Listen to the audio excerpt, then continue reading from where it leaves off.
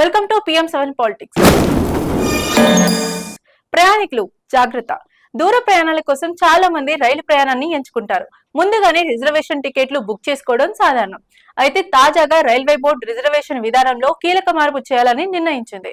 ఇకపై సాధారణ reservation ticket కు ఆధార్ కార్డ్ అథెంటిఫికేషన్ తప్పనిసరి కానుంది.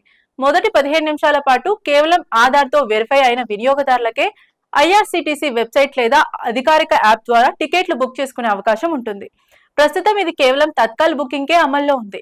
కానీ అక్టోబర్ 1 నుంచి సాధారణ రిజర్వేషన్లకు కూడా ఈ నిబంధన వర్తించనుంది.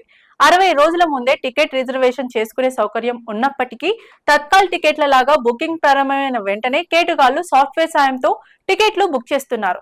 దీనివల్ల సాధారణ ప్రయాణికులు నష్టపోతున్నారని రైల్వే గుర్తించింది. అందుకే రిజర్వేషన్ టికెట్లు పక్కదారి పట్టకుండా ఉండేందుకు ఈ కొత్త నిర్ణయం తీసుకున్నామని వెల్లడించింది. ఈ కొత్త రూల్స్ ఆన్లైన్ వెరిఫికేషన్లకై వర్తిస్తాయి.